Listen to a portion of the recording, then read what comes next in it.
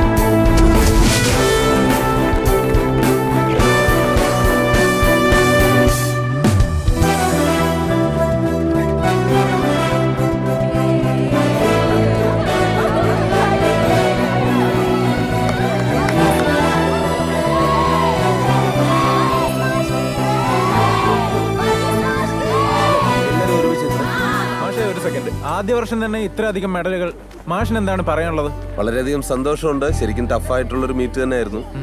പിന്നെ തുടക്കത്തിൽ തന്നെ 4ാം സ്ഥാനത്ത് എത്തുക എന്ന് പറയുന്നത് വളരെയധികം ഹാപ്പിയാണ്.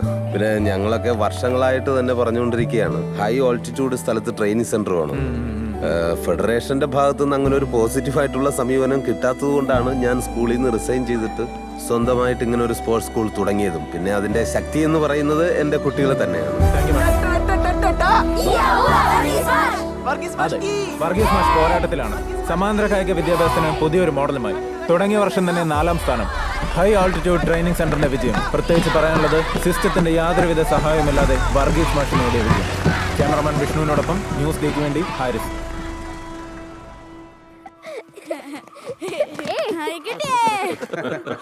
ഒരു കട വിട്ടിട്ട് സ്വന്തം പേരിൽ കട തുടങ്ങുന്നത് കേട്ടിട്ട്, ഒരു സ്കൂൾ വിട്ടിട്ടേ സ്വന്തം പേരിൽ സ്കൂൾ തുടങ്ങുന്നത് ആദ്യമായിട്ടായിരുന്നു.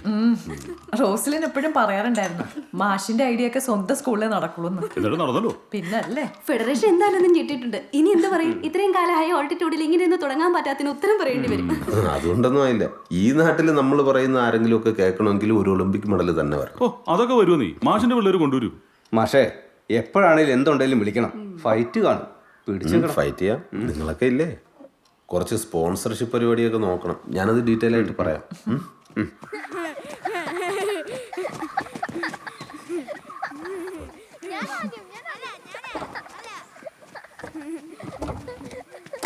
ശരി മാഷ്.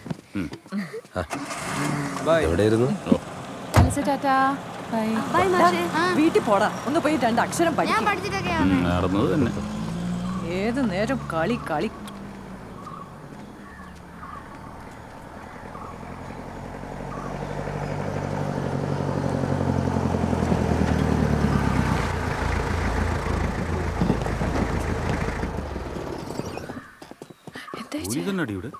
വർഗീസ് അല്ലേ? അതെ, സാറെ വിളിക്കുന്നു.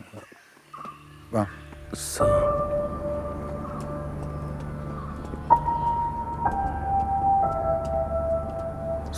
കേറ്, പറയാം. എന്താ? സ്റ്റേഷനിൽ ചെന്ന് സംസാരിക്കാം. ഞാനൊന്ന് നോക്കി വെച്ചാലും. എന്നാ മാഷേ പ്രശ്നം? നോക്കട്ടെ.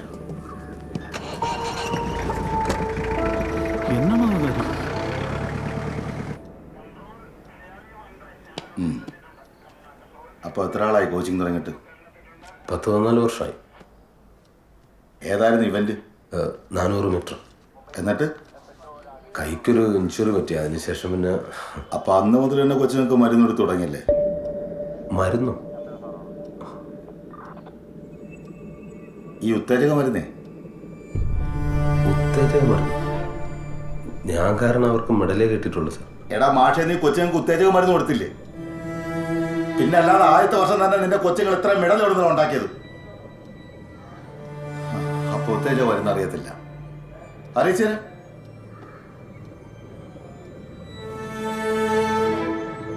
സ്വന്തം സ്കൂളിന്റെ വിജയത്തിന് വേണ്ടി കുട്ടികളെ കുരുതി കൊടുക്കാൻ മടിയില്ലാത്ത ഈ കായിക അധ്യാപകനോട് കേരളത്തിന് ചോദിക്കാനുള്ളത് ഫെഡറേഷനെ തോൽപ്പിക്കാനോ ഈ ക്രൂരത?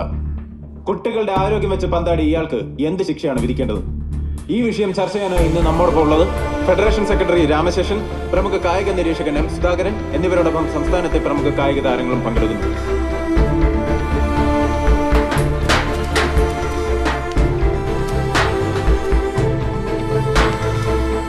ഫെഡറേഷന് ഇതിൽ യാതൊന്നും ചെയ്യാനില്ല. ഞങ്ങളുടെ നിർദ്ദേശം സർക്കാർ അംഗീകരിച്ചു കഴിഞ്ഞു. വർഗീസ് സ്കൂൾ ഓഫ് അത്ലറ്റിക്സ് സർക്കാർ അടച്ചുപോകും. ഇവിടുത്തെ സ്പോർട്സിന്റെ കാര്യങ്ങൾ ഫെഡറേഷൻ നന്നായി നോക്കുന്നുണ്ട്. വേറൊരു സിസ്റ്റത്തിന്റെ ആവശ്യമില്ല, അല്ലേ പ്രസിഡന്റ്? അവിടെ ചേർന്ന വിദ്യാർത്ഥികളുടെ ഭാവി ഓർത്താരും വിഷമിക്കേണ്ട. ഫെഡറേഷൻ അവരെ ഏറ്റെടുക്കും.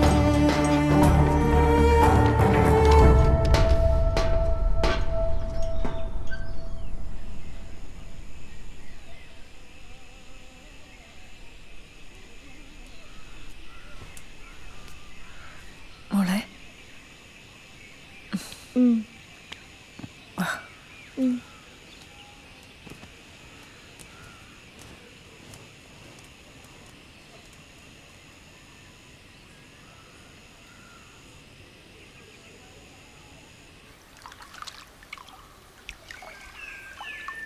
റോഷന്റെ അനിയൻ വിളിച്ചായിരുന്നു കേട്ടോ.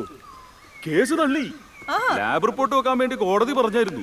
റിപ്പോർട്ട് വന്നപ്പോ ബ്ലഡ് സാമ്പിൾ എല്ലാം നോർമലാണ്. കണ്ടോ? അവർക്ക് അബദ്ധം പറ്റിയാന്ന് പറഞ്ഞ് തടിയൂരി. എന്തായാലും സംഭവം ഓക്കെ.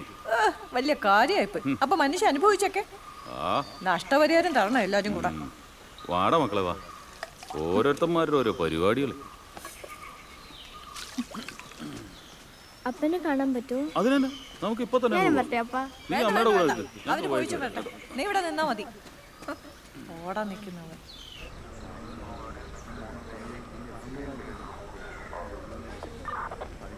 സാറാകത്തുണ്ടോ? ആ സാറാകത്തുണ്ട് ചെല്ലേ. പോട്ടെ സാർ. ചെന്നുമോളെ അപ്പ നീ എന്തിനാ വന്നേ? ഞാൻ പേടിച്ചു പോയി. എന്തിന്?